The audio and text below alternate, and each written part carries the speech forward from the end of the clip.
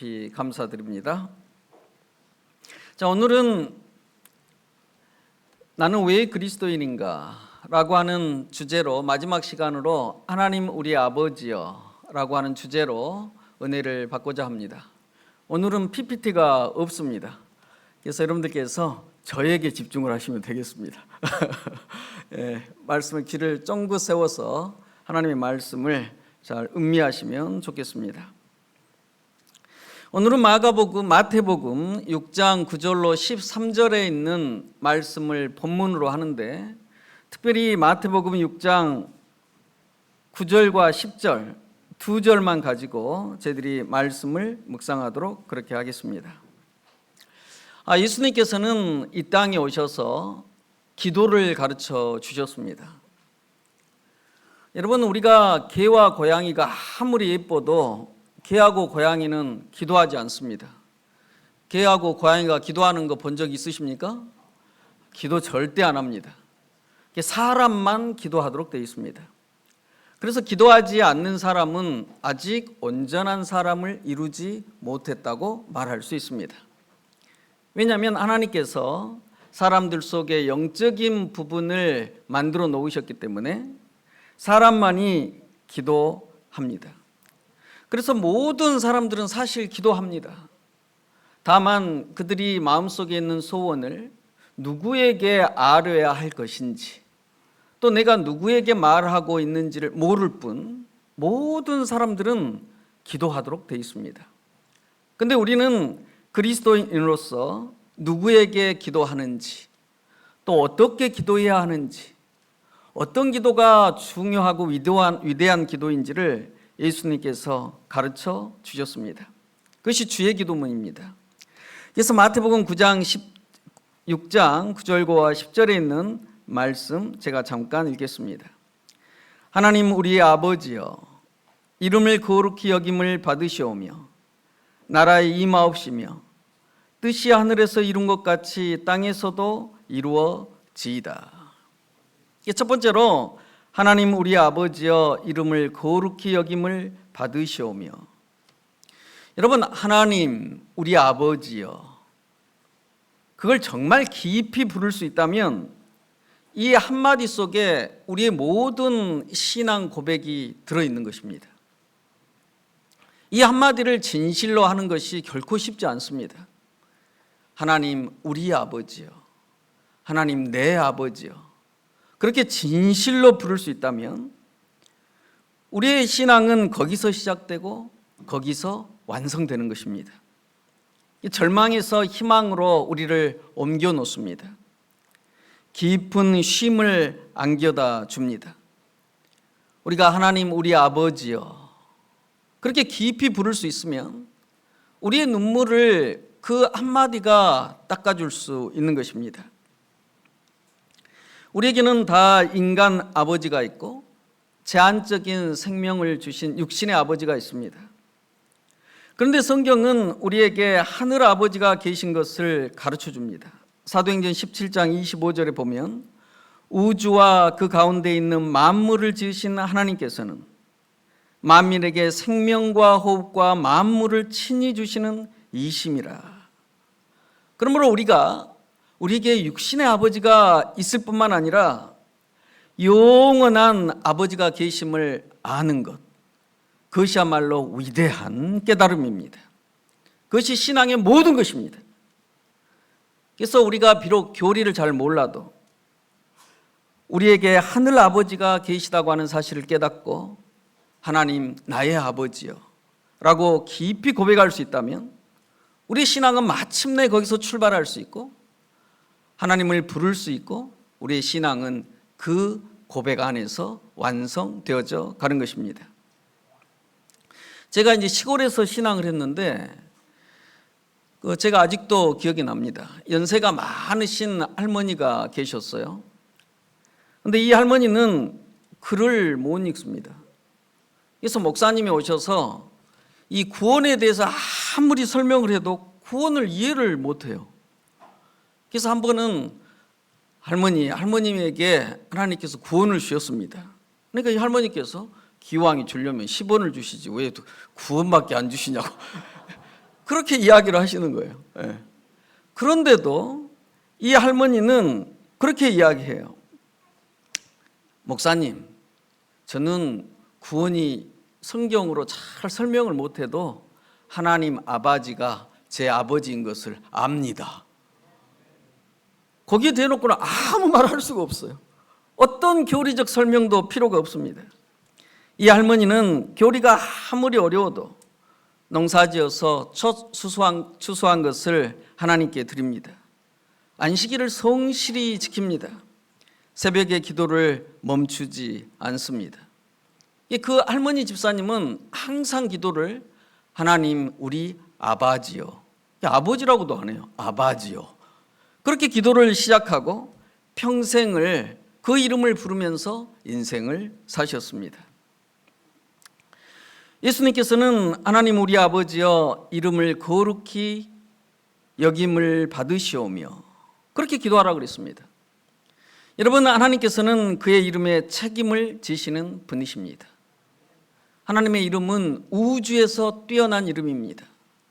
하나님의 이름은 우리의 삶 속에서 구별되는 이름입니다. 우리는 예수 그리스도를 통하여 하나님을 아버지로 부를 수 있게 되었습니다.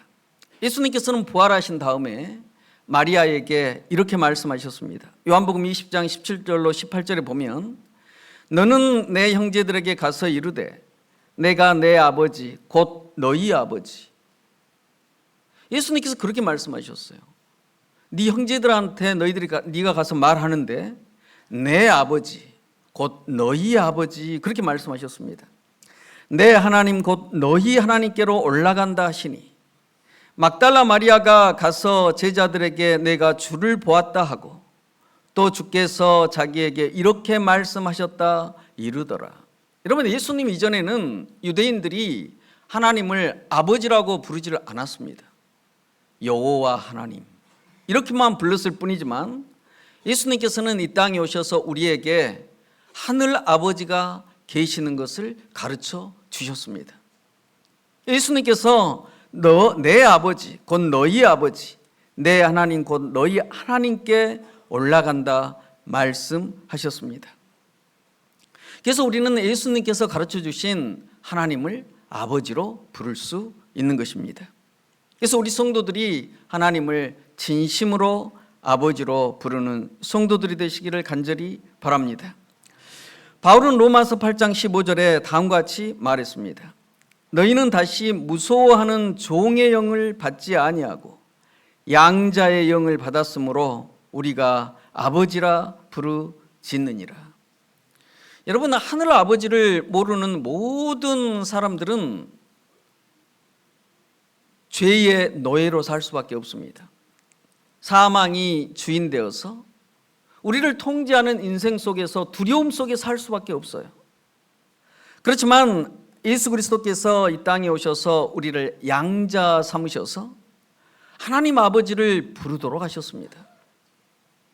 로마서가 기록될 당시에, 바울이 기록될 당시에 양자는 친아들과 똑같았습니다. 우리 한국에서는 양자가 어떤 차이가 있는지는 잘 모르겠지만 로마 시대의 양자는 친아들과 똑같았어요. 그래서 우리가 예수 그리스도를 통하여 하나님의 아들이 된 것은 하나님께서 우리에게 주시고자 하시는 모든 것을 약속받는 것입니다. 그것이 양자입니다, 성경에. 그래서 우리에게 아버지가 계심을 결코 잊지 마십시오. 우리가 세상을 살면서 육신의 아버지도 이렇게 의지하는 마음이 있잖아요. 그렇지만 우리의 아버지들도 하나님을 의지해야 되는, 하늘 아버지를 불러야 되는 아버지들입니다. 저에게도 아버지가 계십니다. 어머니도 계십니다. 근데 저희 부모님도 하나님 아버지를 정말 불러야 되시는 분들이구나 하는 것을 제가 깨달은 적이 있어요. 제 아버지는 올해로 87입니다. 어머니는 86이에요. 근데 80이 넘으시니까 이제 몸이 세월을 이기지 못하잖아요. 허리 수술들을 이렇게 하시더라고요. 그래서 한 달 간격으로 두 분이 허리 수술을 하셨어요. 아버지가 먼저 허리 수술을 하셨어요. 근데 어머니도 허리가 아프신데 자꾸 아버지를 간호를 하시겠다는 거예요. 근데 허리가 아프신 분이 허리 아픈 아버지를 어떻게 간호를 하겠어요? 저희 자식들이 뭐 다 뜯어 말렸습니다. 저희 어머니께서 내가 간호를 해줘야지 누가 해주냐. 그리고 우셔요. 그게 이제 부부의 정인 것이라고 생각이 듭니다. 근데 수술이 얼마나 무섭습니까? 어른들은 수술하는 것을 굉장히 무서워하시더라고요. 특별히 허리 수술을 무서워하셔요. 제 아버님도 굉장히 허리 수술을 무서워하셨다고 그래요. 근데 저희 누님이 간호를 했는데 저희 누님한테서 연락이 왔습니다. 야, 상재야, 나는 아버지 수술하는데 이 눈물이 나서 기도를 못 하겠으니까 네가 와서 기도를 해라. 그래요. 제가 목사니까 와서 기도를 하라는 거예요. 그래서 제가 광주에서 수술을 받는데 제가 내려갔습니다. 저희 아버님께서 수술대 위에 누워 계셔요.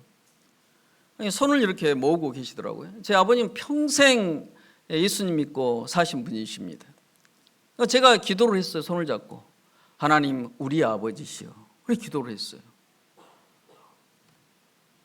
그러니까 저희 아버지가 제 손을 꽉 잡고 기도를 다 마치니까 아멘 하시더라고요. 근데 그 전에는 제가 잘 몰랐습니다.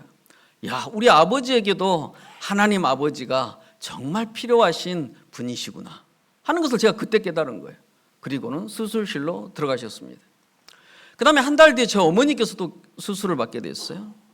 제가 가서 또 기도했습니다. 손잡고 하나님 우리 아버지요.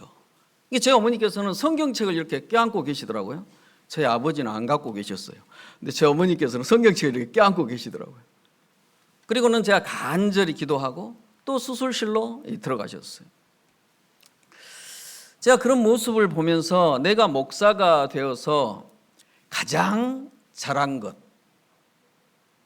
중에 한 가지는 하나님 아버지를 부르고 아버지 어머니에게 기도해 준 것. 그것이 그렇게 잘한 것으로 마음에 생각이 들더라고요. 그래서 우리 사랑하는 모든 성도들도 우리 사랑하는 부모님들을 위해서 하나님 우리 아버지요. 그 다음에 우리가 부모가 되어서도 하나님 우리 아버지요. 그렇게 부를 수 있는 성도들이 되시기를 간절히 바랍니다. 여러분들의 자녀들이 우리 아버지 어머니를 생각할 때 우리 아버지 어머니는 어떤 신앙을 하셨을까? 그것을 어떻게 기억할 수 있을까 하는 것을 생각하는 것이 굉장히 중요합니다. 저희 아버지 어머니께서는 새벽마다 아침에 일어나면 저희들 머리맡에서 늘 기도하셨어요. 지금도 기억이 나요. 그러니까 저희들은 어려서부터 기도 소리를 들으면서 아침을 깼습니다. 그래서 저희 아버지 어머니를 생각하면 하나님께 기도하셨던 아버지 어머니. 그래서 저희들이 13살 때 저희 사형제가 다 시골을 부모님을 떠나서 왔지만 어려운 일이 있을 때, 어떤 일이 있을 때 분명히 우리는 기도하는 아버지 어머니로부터 기도를 배우고 하나님 아버지를 부를 수 있었습니다. 우리 성도들도 하나님 우리 아버지여 이름이 거룩히 여김을 받으시오며 그렇게 기도하시는 성도들이 되시기를 간절히 바랍니다. 그럼 우리 삶 속에 하나님께서 가장 특별한 이름으로 우리의 삶 속에 임재하실 것입니다. 두 번째로는 나라의 임하옵시며 이렇게 기도하라고 예수님께서는 말씀하셨습니다. 우리가 하나님을 우리의 아버지로 고백하게 되면 우리는 하나님 나라에서 살게 됩니다. 예수님께서는 다음과 같이 말씀하셨습니다. 너희는 먼저 그의 나라와 그의 의를 구하라. 그리하면 이 모든 것을 너희에게 더하시리라. 여러분, 나라에는 왕이 있습니다. 통치자가 있어요. 그러니까 예수님께서 너희는 먼저 그의 나라를 구하라 이렇게 말씀하셨을 때는 통치자를 바꾸라는 뜻입니다. 우리가 죄의 사망이 왕노릇하는 하나님 없는 그러한 삶을 살지 말고 예수 그리스도가 왕이 되는 삶을 살라고 예수님께서 말씀하시는 것입니다. 예수님께서는 마음에 세우시는 은혜의 나라를 우리들에게 선물로 주시는데 죄의 통치하에서 신음하는 모든 사람들에게 예수님께서 왕이 되셔서 우리에게 세상이 줄 수 없는 쉼과 평안을 주시는 은혜의 나라를 경험하게 하십니다. 그 은혜의 나라는 이런 나라입니다. 마태복음 11장 28절을 보면 수고하고 무거운 짐진 자들아 다 내게로 오라. 내가 너희를 쉬게 하리라. 나는 마음이 온유하고 겸손하니 나의 멍에를 메고 내게 배우라. 그리하면 너희 마음이 쉼을 얻으리니 이는 내 멍에는 쉽고 내 짐은 가벼움이라 하시니라. 여러분, 이 말씀 보면 수고하고 무거운 짐진 자들아 그랬어요. 모든 사람들은 짐꾼입니다. 인생의 짐을 지고 사는 사람들이에요. 여러분들께서 말씀은 하지 않고 있지만 여러 가지 인생의 짐들을 지고 사는 사람들이에요. 자녀들의 문제도 인생의 짐이고, 때로는 부모님도 인생의 짐이 될 수 있고, 재정적인 문제들도 인생의 짐이 될 수 있습니다. 어떤 사람들은 질병의 고통 중에 있을 수 있어요. 또 인생을 살면서 수많은 상처로 인생의 짐에 씨름할 수 있습니다. 그런데 이 모든 사람들에게 예수님께서 초청을 하십니다. 다 내게로 오라. 내가 너희를 쉬게 하리라. 예수님께서 왜 내가 너희를 쉬게 하리라 그렇게 말씀하셨을까요? 그것은 사람은 스스로 결코 쉴 수 없기 때문입니다. 사람은 혼자 스스로 쉴 수 없어요.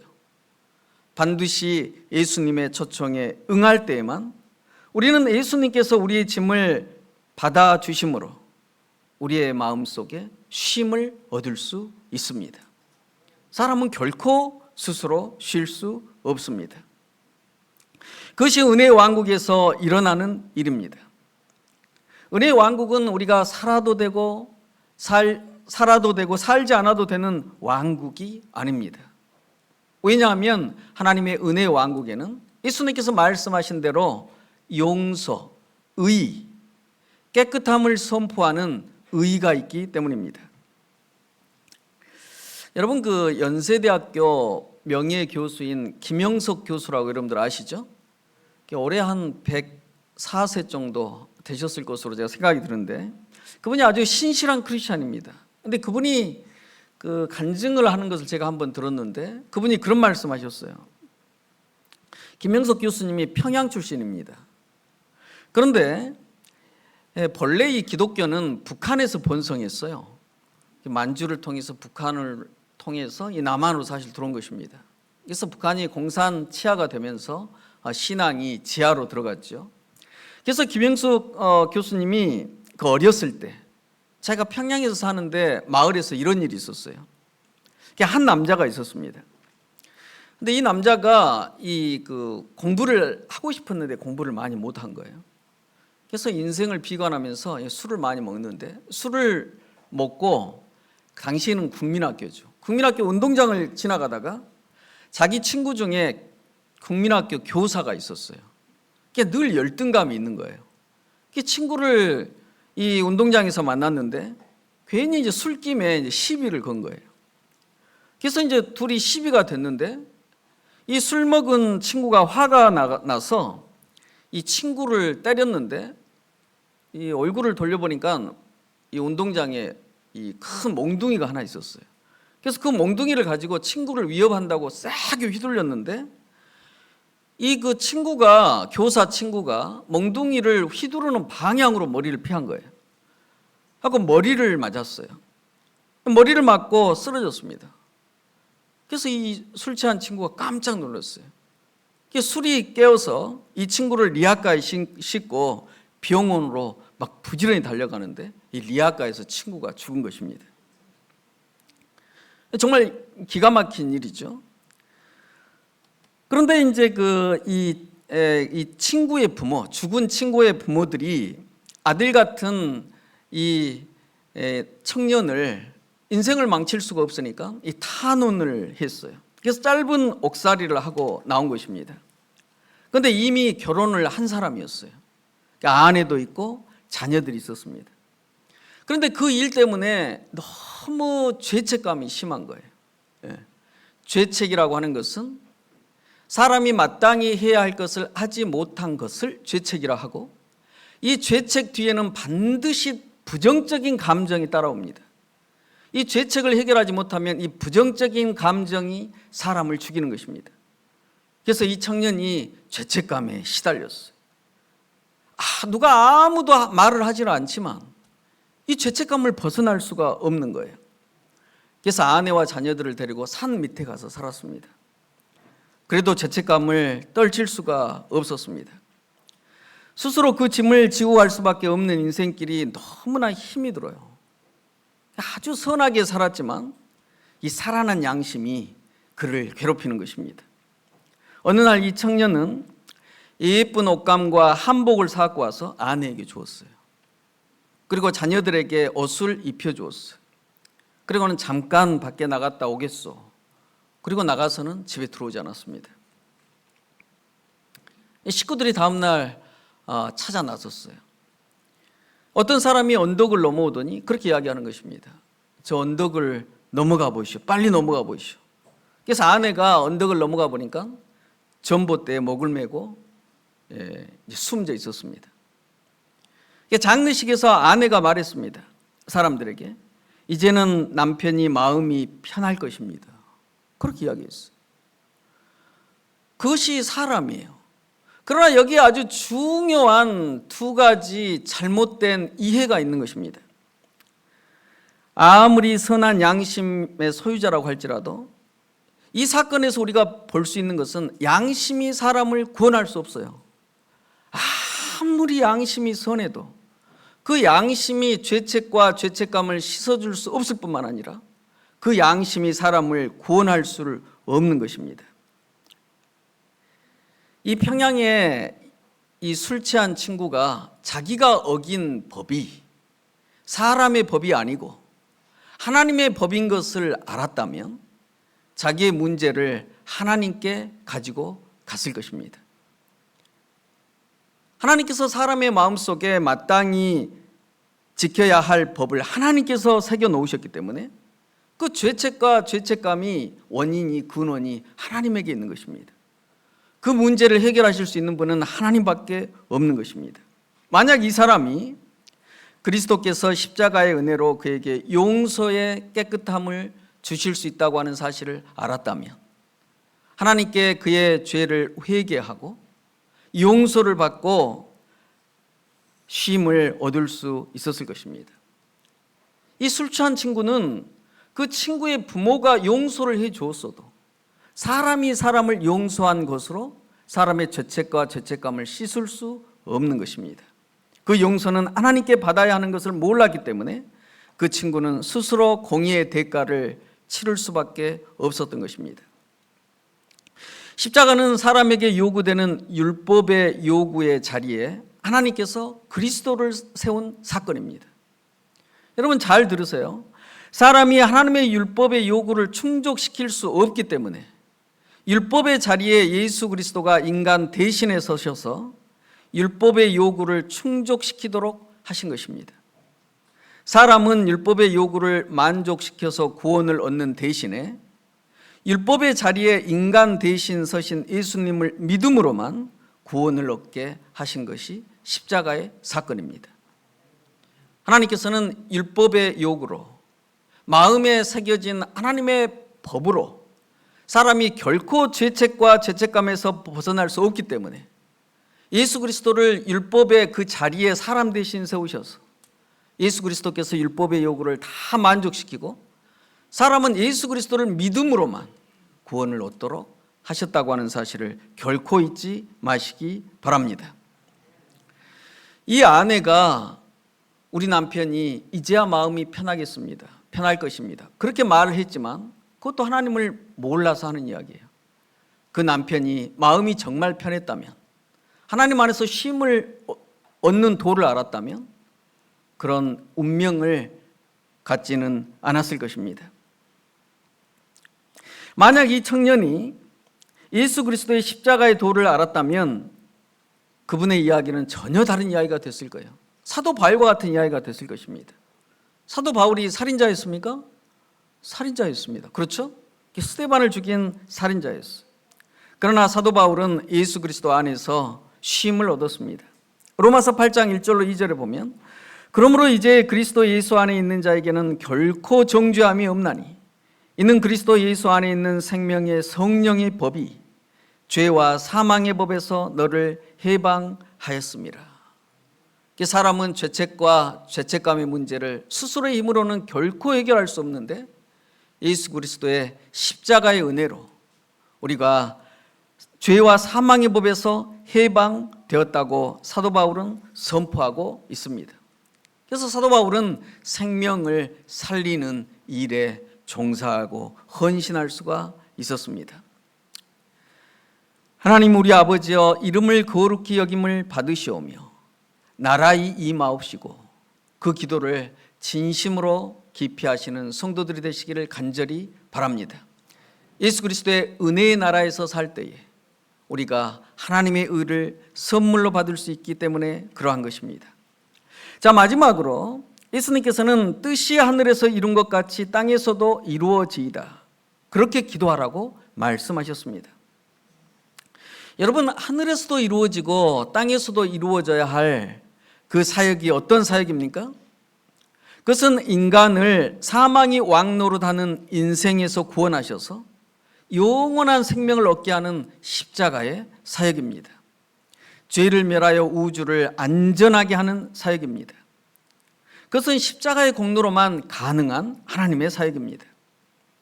로마서 1장 2절을 보면 복음은 하나님이 선지자들을 통하여 그의 아들에 관하여 성경에 미리 약속하신 것이라 그랬습니다.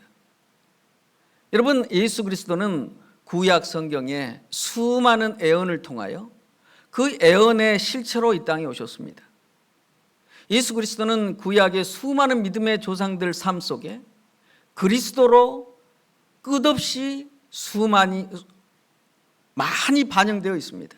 예수 그리스도는 구약 성경의 그림자들과 표상들로 셀 수도 없이 구약 성경에 내재해 계십니다.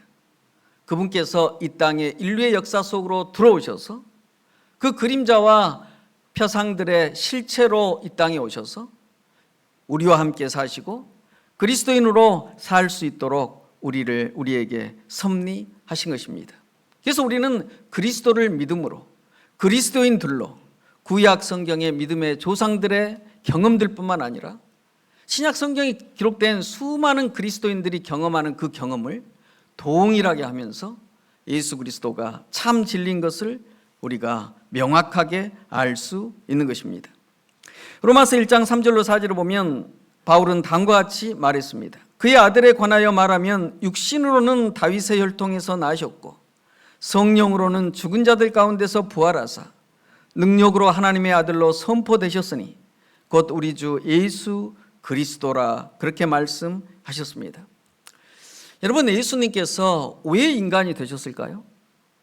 예수님께서는 완전히 하나님이시면서 동시에 인간이십니다. 저는 서울영화관교회에 담임 목사로 일하고 있는데 무슨 일이 있었냐면 이런 일이 있었어요. 제 교회에 쌍둥이 자매가 있었습니다. 근데 이제 동생이죠. 동생이 뇌수술을 했어요. 그런데 어느 날 보니까 뇌수술을 하려면 머리를 다 밀어야 되잖아요. 보니까 머리를 다 밀었어요. 그래서 이제 뇌수술을 했는데 얼마 지나지 않아서 이렇게 보니까 언니가 머리를 싹 밀었더라고요. 왜 그랬을까요? 네?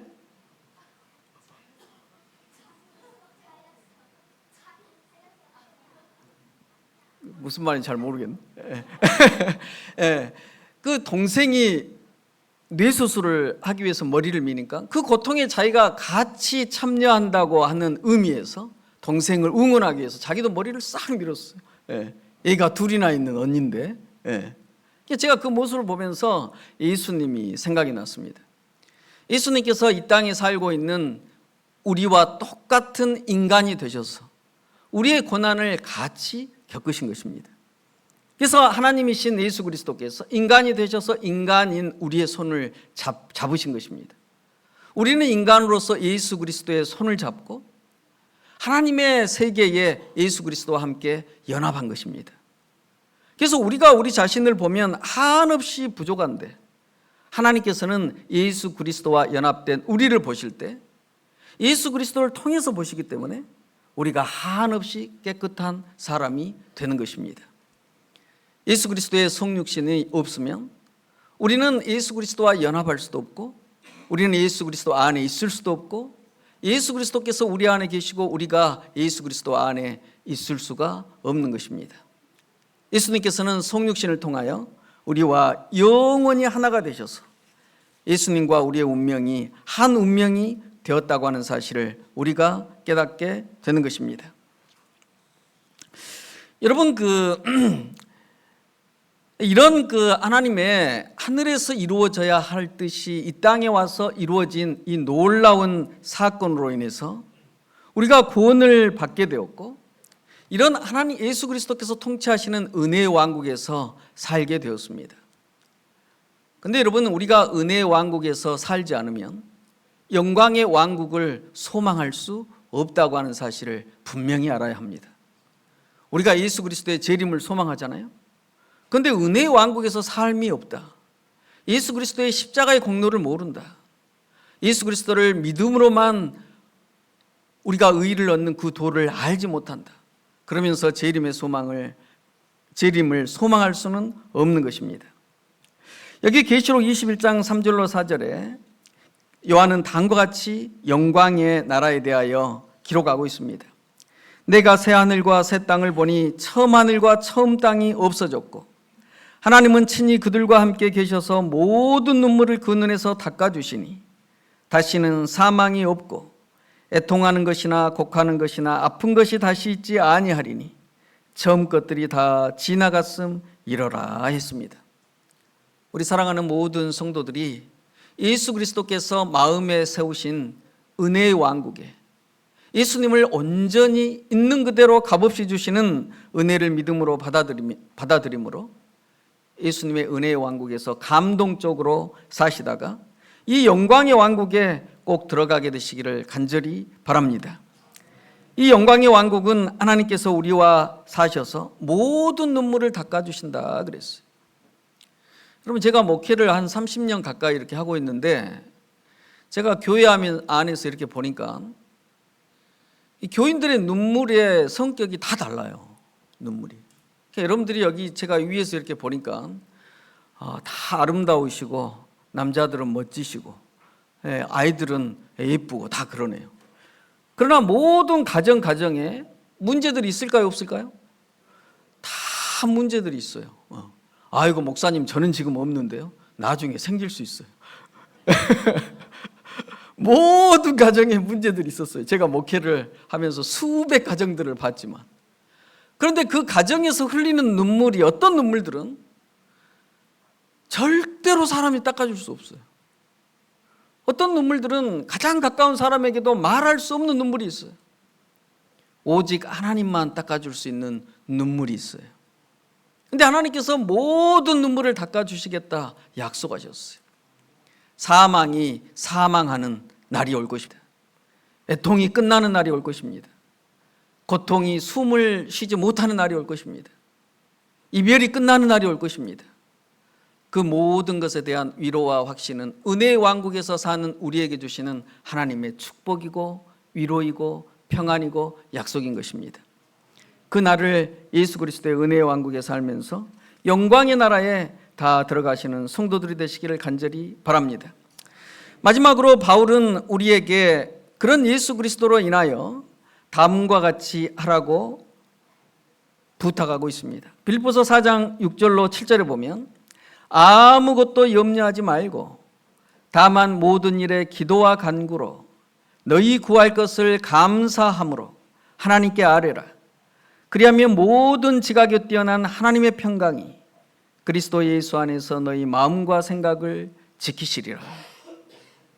여러분, 이 말씀을 바울이 빌립보서에 기록했는데 감옥에서 기록한 것입니다. 이 말씀을 바울이 뭐라고 그랬어요? 아무것도 염려하지 말라. 왜요?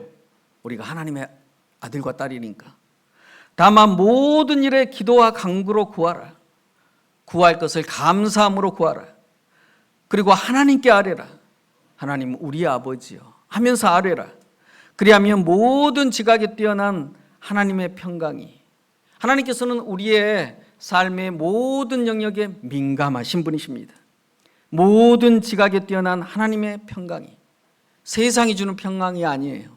하나님으로부터 오는 평강이 그리스도 예수 안에서 너희 마음과 생각을 지키시리라, 그런 말씀을 하셨습니다. 제가 이야기 하나 하고 말씀을 마치도록 그렇게 하겠습니다. 제가 1989년도에 벌써 30년도 넘은 이야기인데, 제가 김포공항에서 미국에 공부를 하러 이제 아버지하고 어머니하고 이제 이별을 하고 있었습니다. 이별이라기보다는 이제 저는 미국 가고 부모님 이제 고향을 내려가셔야 돼요. 근데 저희 아버지하고 어머님은 전라남도 보성에서 사시는 분인데 평생 보성에서 사신 분입니다. 농사를 지시고 보성을 떠나본 적이 없어요. 저희 부모님은 보성에서 사시다가 보성에서 천국 가실 것입니다. 그런데 저희 부모님은 참 훌륭하신 분입니다. 평생 한 교회를 섬기셨어요. 그래서 지금 보면 마을에 있는 사람들, 거의 모든 사람들이 저희 교회에 와 있어요. 저희 그 마을 사람들이 그렇게 이야기해요. 하나님 믿으려면 최 장로님처럼 믿어야 되기 때문에 최 장로님 손잡고 하늘 가기 위해서 교회 왔다고 그래요. 그분들이 나이가 드셔갖고 한 교회를 열심히 섬기고 그 교회 교인들과 함께 천국을 가시려고 하시는 분들이시죠. 여러분들도 중화동교회에 그렇게 다니시기 바랍니다.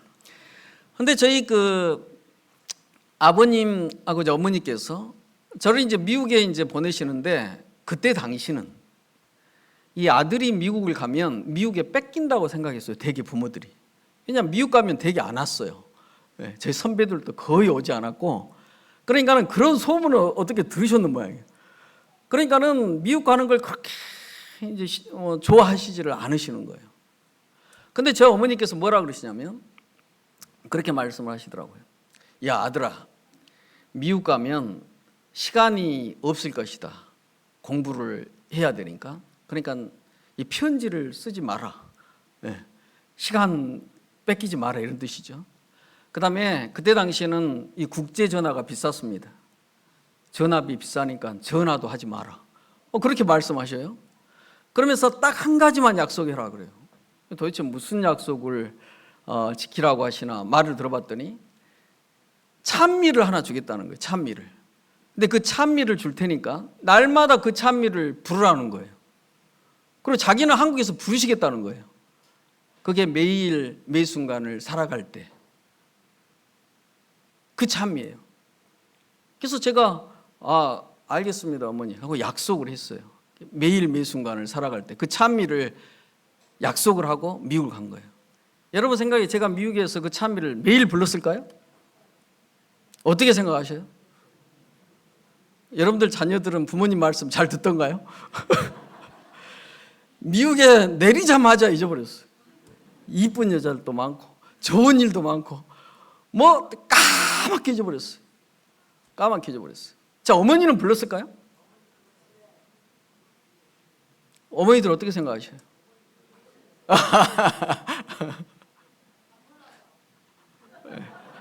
나중에 장가를 가봐요. 어머니는 날마다 부르셨겠죠.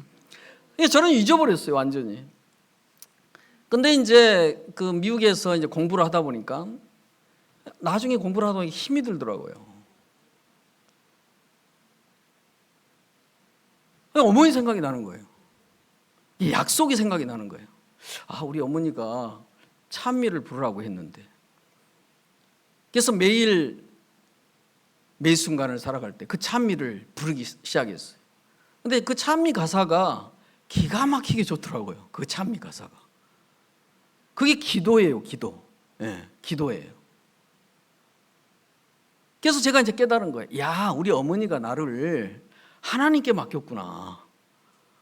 그걸 깨닫게 됐어요. 그 3절까지 가사를 여러분께 자세히 읽어보시면 너무너무 감동 깊은 가사예요. 신앙 간증이에요. 그래서 늘 하나님께 기도하고 하나님을 찬양하는. 그래서 제가 그 찬미뿐만 아니라 다른 많은 찬미들도 부르기 시작했어요. 그러니까 삶이 기도가 되고 기도가 진실한 찬양이 되더라고요. 그러면서 한국에서는 저희 어머니께서 기도하고 찬미하고, 저는 미국에서 기도하고 찬미하고, 그 기도와 찬미를 살아계시는 예수 그리스도께서 받으셔서 저희의 기도를 응답하시는 것입니다. 그것이 메커니즘이에요. 그게 메커니즘이에요. 네.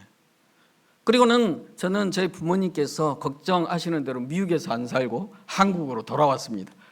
제 어머니 작전이었던 것 같아요. 생각해보니까. 네.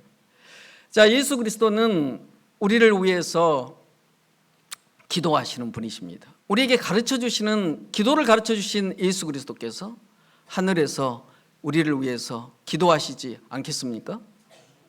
분명히 기도하시겠죠. 우리 모든 성도들이 바울의 신앙 고백처럼 우리가 아무것도 염려하지 말고, 왜?